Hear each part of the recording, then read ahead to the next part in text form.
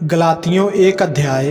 अभिवादन पौलुस की, जो न मनुष्यों की ओर से और न मनुष्य के द्वारा वरन यीशु मसीह और परमेश्वर पिता के द्वारा जिसने उसको मरे हुओं में से जिलाया प्रेरित है, और सारे भाइयों की ओर से जो मेरे साथ हैं गलातियों की कलीसियाओं के नाम परमेश्वर पिता और हमारे प्रभु यीशु मसीह की ओर से तुम्हें अनुग्रह और शांति मिलती रहे।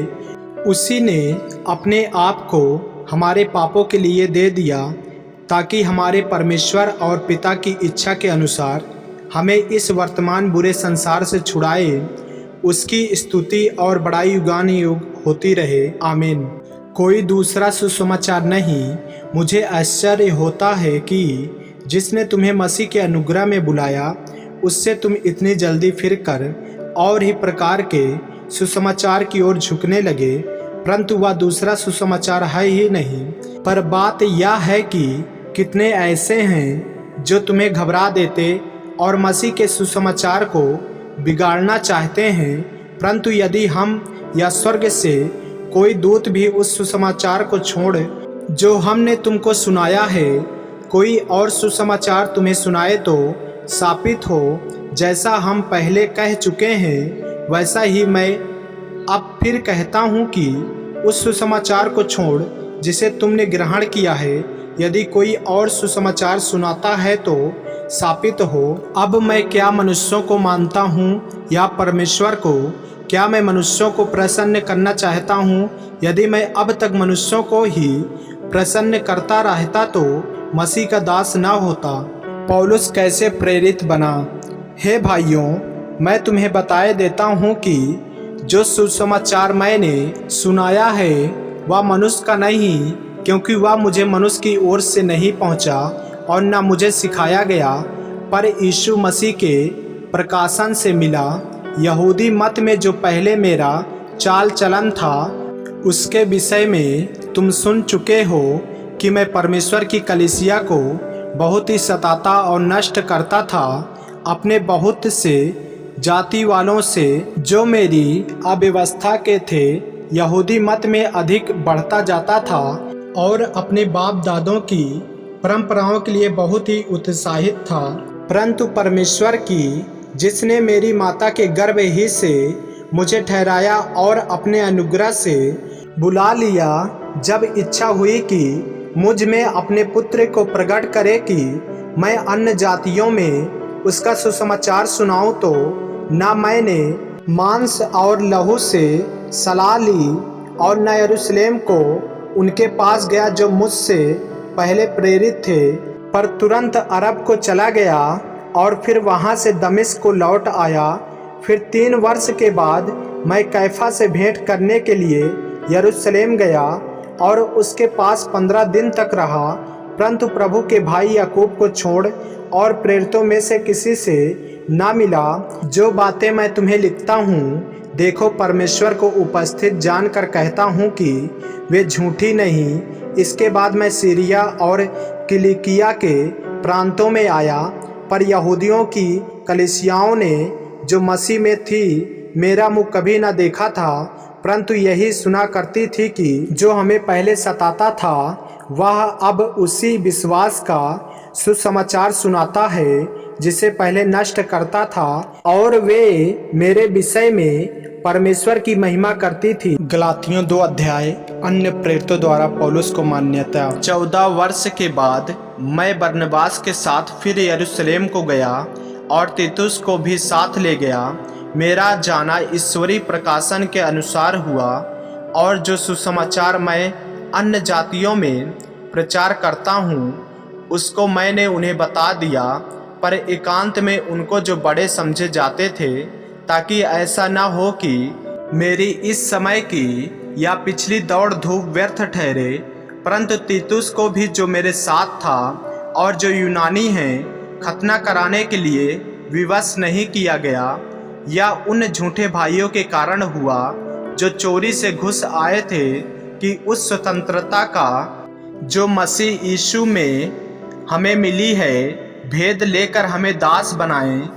एक घड़ी भर उनके अधीन होना हमने न माना, इसलिए कि सुसमाचार की सच्चाई तुम में बनी रहे। फिर जो लोग कुछ समझे जाते थे वे चाहे कैसे भी थे, मुझे इससे कुछ काम नहीं। परमेश्वर किसी का पक्षपात नहीं करता।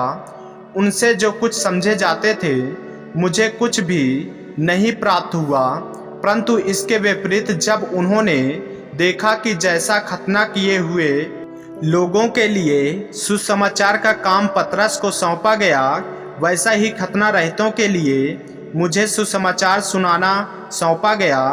क्योंकि जिसने पतरस से खतना किए हुओं में प्रेरिताई का कार्य बड़े प्रभाव सहित करवाया, उसी ने मुझसे भी अन्य जातियों में प्रभावशाली कार्य करवाया। और जब उन्होंने उस अनुग्रह को जो मुझे मिला था जान लिया, तो याकूब और कैफा और यूहन्ना ने, जो कलीसिया के खंबे समझे जाते थे, मुझको और बरनबास को संगति का दाहिना हाथ दिया कि हम अन्य जातियों के पास जाएं और वे खतना किए हुओं के पास। केवल यह कहा कि हम कंगालों की सुधि लें, और इस काम को करने का मैं आप भी यत्न कर रहा था। पौलुस द्वारा पतरस का विरोध। पर जब कैफा अंताकिया में आया तो मैंने उसके मुंह पर उसका सामना किया, क्योंकि वह दोषी ठहरा था। इसलिए कि याकूब की ओर से कुछ लोगों के आने से पहले वह अंताकिया के साथ खाया करता था, परंतु जब वे आए तो खतना किए हुए लोगों के डर के मारे वह पीछे हट गया और किनारा करने लगा। उसके साथ शेष यहूदियों ने भी कपट किया, यहाँ तक कि बरनबास भी उनके कपट में पड़ गया। पर जब मैंने देखा कि वे सुसमाचार की सच्चाई पर सीधे चाल नहीं चलते, तो मैंने सबके सामने कैफा से कहा, जब तू यहूदी होकर अन्य जातियों के समान चलता है और यहूदियों के समान नहीं, तो तू अन्य जातियों को यहूदियों के समान चलने को क्यों कहता है? विश्वास द्वारा धर्मी ठहरना। हम तो जन्म से यहूदी हैं और पापी अन्य जातियों में से नहीं, तो भी यह जानकर कि मनुष्य व्यवस्था के कामों से नहीं, पर केवल यीशु मसीह पर विश्वास करने के द्वारा धर्मी ठहरता है। हमने आप भी मसीह यीशु पर विश्वास किया कि हम व्यवस्था के कामों से नहीं, पर मसीह पर विश्वास करने से धर्मी ठहरे। इसलिए कि व्यवस्था के कामों से कोई प्राणी धर्मी न ठहरेगा। हम जो मसीह में धर्मी ठहरना चाहते हैं, यदि आप ही पापी निकले तो क्या मसीह पाप का सेवक है? कदापि नहीं। क्योंकि जो कुछ मैंने गिरा दिया, यदि उसी को फिर बनाता हूँ तो अपने आप को अपराधी ठहराता हूँ। मैं तो व्यवस्था के द्वारा व्यवस्था के लिए मर गया कि परमेश्वर के लिए जीऊँ। मैं मसीह के साथ क्रूस पर चढ़ गया हूँ। अब मैं जीवित न रहा, पर मसीह मुझ में जीवित है। और मैं शरीर में अब जो जीवित हूँ तो केवल उस विश्वास से जीवित हूँ जो परमेश्वर के पुत्र पर है, जिसने मुझसे प्रेम किया और मेरे लिए अपने आप को दे दिया। मैं परमेश्वर के अनुग्रह को व्यर्थ नहीं ठहराता, क्योंकि यदि व्यवस्था के द्वारा धार्मिकता होती तो मसीह का मरना व्यर्थ होता। आमीन। गलातियों 3 अध्याय। व्यवस्था या विश्वास। हे निर्बुद्धि गलातियों, किसने तुम्हें मोह लिया है? तुम्हारी तो मानो आंखों के सामने यीशु मसीह क्रूस पर दिखाया गया। मैं तुमसे केवल यह जानना चाहता हूँ कि तुमने आत्मा को क्या व्यवस्था के कामों से या विश्वास के समाचार से पाया? क्या तुम ऐसे निर्बुद्धि हो कि आत्मा की रीति पर आरंभ करके अब शरीर की रीति पर अंत करोगे? क्या तुमने इतना दुख व्यर्थ ही उठाया? परंतु कदाचित व्यर्थ नहीं, जो तुम्हें आत्मा दान करता और तुम में सामर्थ्य के काम करता है, वह क्या व्यवस्था के कामों से या सुसमाचार पर विश्वास से ऐसा करता है? अब्राहम ने तो परमेश्वर पर विश्वास किया और यह उसके लिए धार्मिकता गिनी गई। अतः यह जान लो कि जो विश्वास करने वाले हैं वे ही अब्राहम की संतान हैं। और पवित्र शास्त्र ने पहले ही से यह जानकर कि परमेश्वर अन्य जातियों को विश्वास से धर्मी ठहराएगा, पहले ही से अब्राहम को यह सुसमाचार सुना दिया कि तुझ में सब जातियां आशीष पाएंगी। इसलिए जो विश्वास करने वाले हैं वे विश्वासी अब्राहम के साथ आशीष पाते हैं। इसलिए जितने लोग व्यवस्था के कामों पर भरोसा रखते हैं वे सब शाप के अधीन हैं, क्योंकि लिखा है, जो कोई व्यवस्था की पुस्तक में लिखी हुई सब बातों के करने में स्थिर नहीं रहता वह शापित है। पर यह बात प्रकट है कि व्यवस्था के द्वारा परमेश्वर के यहाँ कोई धर्मी नहीं ठहरता, क्योंकि धर्मी जन विश्वास से जीवित रहेगा, पर व्यवस्था का विश्वास से कोई संबंध नहीं, क्योंकि जो उनको मानेगा वह उनके कारण जीवित रहेगा। मसीह ने जो हमारे लिए शापित बना, हमें मोल लेकर व्यवस्था के शाप से छुड़ाया, क्योंकि लिखा है, जो कोई काट पर लटकाया जाता है वह शापित है। यह इसलिए हुआ कि अब्राहम की आशीष मसीह यीशु में अन्य जातियों तक पहुँचे और हम विश्वास के द्वारा उस आत्मा को प्राप्त करें जिसकी प्रतिज्ञा हुई है। व्यवस्था और वाचा। हे भाइयों, मैं मनुष्यों की रीति पर कहता हूँ, मनुष्य की वाचा भी जो पक्की हो जाती है तो न कोई उसे टालता है और न उसमें कुछ बढ़ाता है। अतः प्रतिज्ञाएं अब्राहम को और उसके वंश को दी गई। वह यह नहीं कहता वंशों को, जैसे बहुतों के विषय में कहा, पर जैसे एक के विषय में कि तेरे वंश को, और वह मसीह है। पर मैं यह कहता हूँ, जो वाचा परमेश्वर ने पहले से पक्की की थी उसको व्यवस्था 430 वर्ष के बाद आकर नहीं टाल सकती कि प्रतिज्ञा व्यर्थ ठहरे। क्योंकि यदि मीरास व्यवस्था से मिली है तो फिर प्रतिज्ञा से नहीं, परंतु परमेश्वर ने अब्राहम को प्रतिज्ञा के द्वारा दे दी है। तब फिर व्यवस्था क्यों दी गई? वह तो अपराधों के कारण बाद में दी गई कि उस वंश के आने तक रहे जिसको प्रतिज्ञा दी गई थी, और वह स्वर्गदूतों के द्वारा एक मध्यस्थ के हाथ ठहराई गई। मध्यस्थ तो एक का नहीं होता, परंतु परमेश्वर एक ही है। व्यवस्था का उद्देश्य। तो क्या व्यवस्था परमेश्वर की प्रतिज्ञाओं के विरोध में है? कदापि नहीं, क्योंकि यदि ऐसी व्यवस्था दी जाती जो जीवन दे सकती तो सचमुच धार्मिकता व्यवस्था से होती, परंतु पवित्र शास्त्र ने सबको पाप के अधीन कर दिया, ताकि वह प्रतिज्ञा जिसका आधार यीशु मसीह पर विश्वास करना है, विश्वास करने वालों के लिए पूरी हो जाए।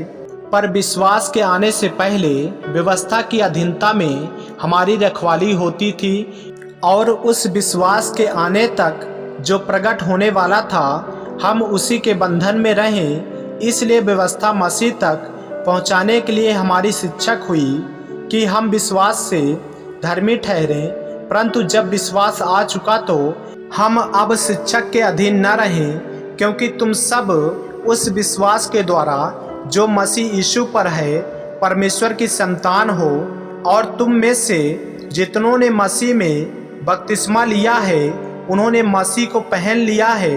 अब न कोई यहूदी रहा और न यूनानी, न कोई दास, न स्वतंत्र, न कोई नर न नारी, क्योंकि तुम सब मसीह यीशु में एक हो।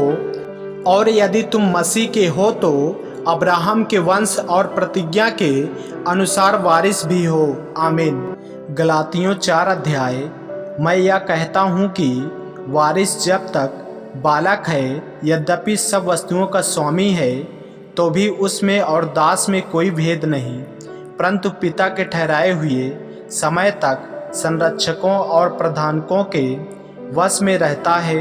वैसे ही हम भी जब बालक थे तो संसार की आदि शिक्षा के वश में होकर दास बने हुए थे, परंतु जब समय पूरा हुआ तो परमेश्वर ने अपने पुत्र को भेजा जो स्त्री से जन्मा और व्यवस्था के अधीन उत्पन्न हुआ, ताकि व्यवस्था के अधीनों को मोल लेकर छुड़ा ले और हमको लेपालक होने का पद मिले। और तुम जो पुत्र हो, इसलिए परमेश्वर ने अपने पुत्र की आत्मा को, जो हे अब्बा हे पिता कहकर पुकारता है, हमारे हृदयों में भेजा है। इसलिए तू अब दास नहीं परंतु पुत्र है, और जब पुत्र हुआ तो परमेश्वर के द्वारा वारिस भी हुआ। गलातियों के विषय में पौलुस की चिंता। पहले तो तुम परमेश्वर को न जानकर उनके दास थे जो स्वभाव से परमेश्वर नहीं, पर अब जो तुमने परमेश्वर को पहचान लिया, वरन परमेश्वर ने तुमको पहचाना, तो उन निर्बल और निकम्मी आदि शिक्षा की बातों की ओर क्यों फिरते हो जिनके तुम दोबारा दास होना चाहते हो। तुम दिनों और महीनों और नियत समयों और वर्षों को मानते हो। मैं तुम्हारे विषय में डरता हूँ, कहीं ऐसा न हो कि जो परिश्रम मैंने तुम्हारे लिए किया है वह व्यर्थ ठहरे। हे भाइयों, मैं तुमसे विनती करता हूँ, तुम मेरे समान हो जाओ, क्योंकि मैं भी तुम्हारे समान हो गया हूँ।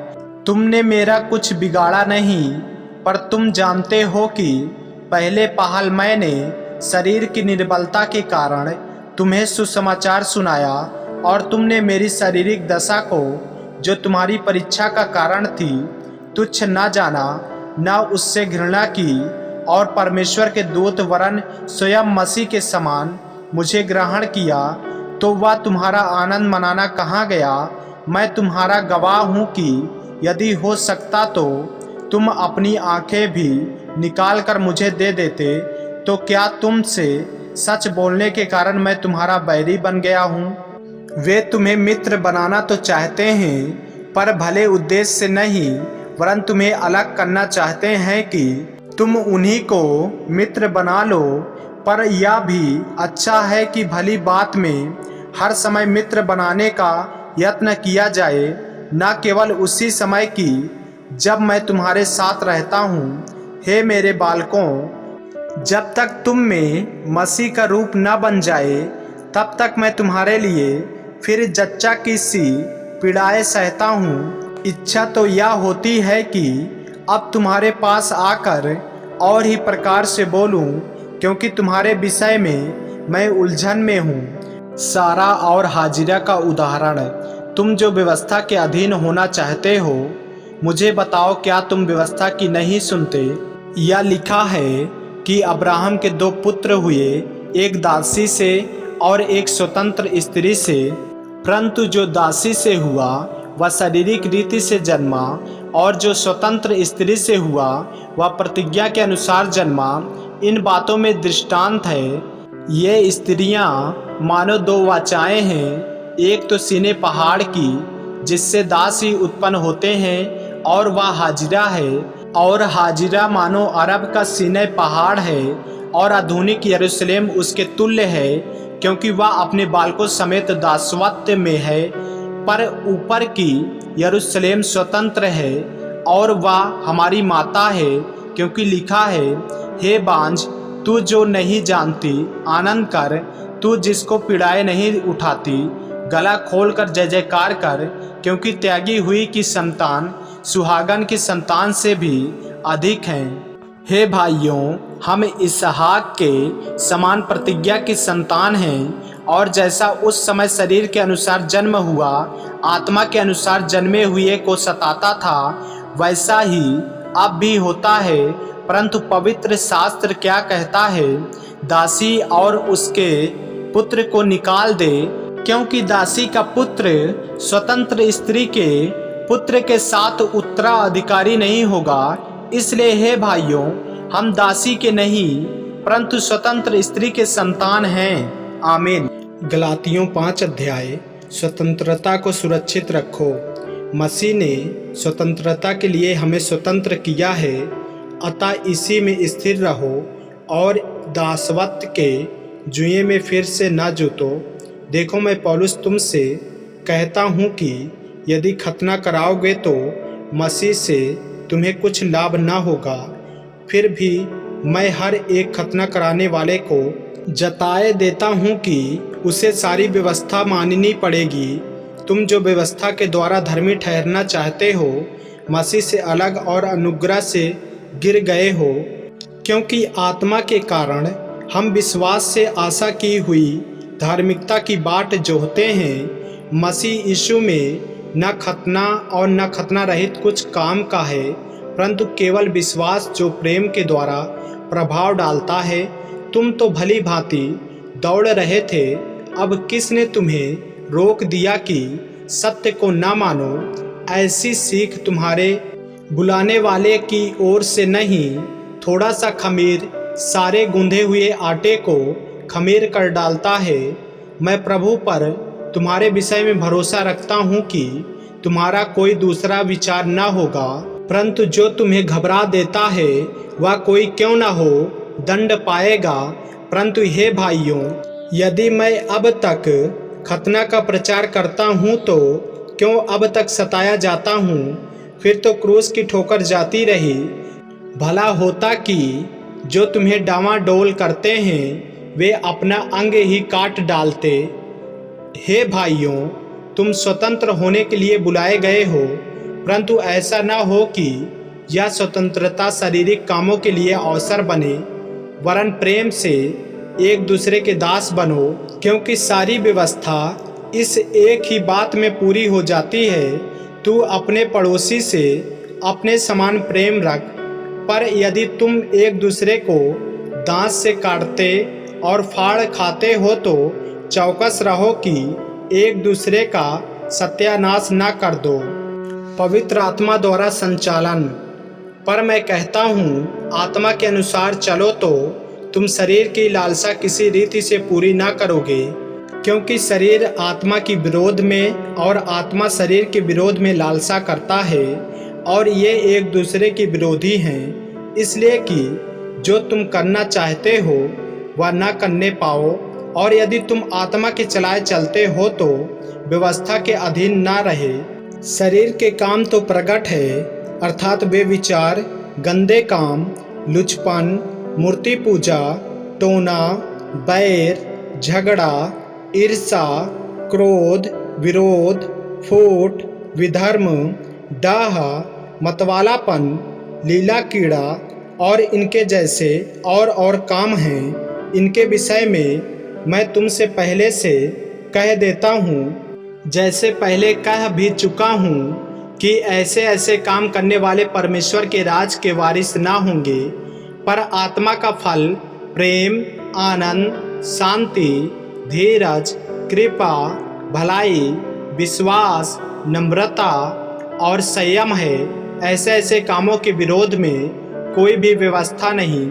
और जो मसीह यीशु के हैं उन्होंने शरीर को उसकी लालसाओं और अभिलाषाओं समेत क्रूस पर चढ़ा दिया है। यदि हम आत्मा के द्वारा जीवित हैं तो आत्मा के अनुसार चले भी। हम घमंडी होकर ना एक दूसरे को छोड़ें और ना एक दूसरे से डाह करें। आमीन। गलातियों 6 अध्याय। एक दूसरे की सहायता करो। हे भाइयों, यदि कोई मनुष्य किसी अपराध में पकड़ा भी जाए तो तुम जो आत्मिक हो नम्रता के साथ ऐसे को संभालो और अपनी भी चौकसी रखो कि तुम भी परीक्षा में ना पड़ो। तुम एक दूसरे का भार उठाओ और इस प्रकार मसीह की व्यवस्था को पूरी करो। क्योंकि यदि कोई कुछ ना होने पर भी अपने आप को कुछ समझता है तो अपने आप को धोखा देता है। पर हर एक अपने ही काम को जांच ले और तब दूसरे के विषय में नहीं, परंतु अपने ही विषय में उसको घमंड करने का अवसर होगा। क्योंकि हर एक व्यक्ति अपना ही बोझ उठाएगा। जो वचन की शिक्षा पाता है वह सब अच्छी वस्तुओं में सिखाने वाले को भागी करे। धोखा न खाओ, परमेश्वर ठट्ठों में नहीं उड़ाया जाता। क्योंकि मनुष्य जो कुछ बोता है वही काटेगा। क्योंकि जो अपने शरीर के लिए बोता है वह शरीर के द्वारा विनाश की कटनी काटेगा, और जो आत्मा के लिए बोता है वह आत्मा के द्वारा अनंत जीवन की कटनी काटेगा। हम भले काम करने में साहस न छोड़ें, क्योंकि यदि हम ढीले ना हों तो ठीक समय पर कटनी काटेंगे। इसलिए जहाँ तक अवसर मिले हम सबके साथ भलाई करें, विशेष करके विश्वासी भाइयों के साथ। अंतिम चेतावनी और अभिवादन। देखो, मैंने कैसे बड़े बड़े अक्षरों में तुमको अपने हाथ से लिखा है। जो लोग शारीरिक दिखावा चाहते हैं वे ही तुम्हारा खतना करवाने के लिए दबाव डालते हैं, केवल इसलिए कि वे मसीह के क्रूस के कारण सताए न जाएं, क्योंकि खतना कराने वाले स्वयं तो व्यवस्था पर नहीं चलते, पर तुम्हारा खतना इसलिए कराना चाहते हैं कि तुम्हारी शारीरिक दशा पर घमंड करें। पर ऐसा न हो कि मैं अन्य किसी बात का घमंड करूं, केवल हमारे प्रभु यीशु मसीह के क्रूस का, जिसके द्वारा संसार मेरी दृष्टि में और मैं संसार की दृष्टि में क्रूस पर चढ़ाया गया हूँ। क्योंकि न खतना और न खतना रहित कुछ है, परंतु नई सृष्टि जितने इस नियम पर चलेंगे उन पर और परमेश्वर के इस्राएल पर शांति और दया होती रहे। आगे को कोई मुझे दुख ना दे, क्योंकि मैं यीशु के दागों को अपनी देह में लिए फिरता हूँ। हे भाइयों, हमारे प्रभु यीशु मसीह का अनुग्रह तुम्हारी आत्मा के साथ रहे। आमीन। मेरे प्रियो, यदि आप इस चैनल पर नए हैं, यदि आपने अभी तक हमारे चैनल को सब्सक्राइब नहीं किए हैं तो हमारे चैनल को सब्सक्राइब करें और बेल आइकन के बटन को दबाएं। और यदि आप हमारे फेसबुक पेज पर नए हैं तो हमारे पवित्र बाइबल को फॉलो करें, लाइक करें, ताकि परमेश्वर का वचन रोजाना आप तक पहुंच सके। जय मसीह की। प्रभु आपको आशीष दे।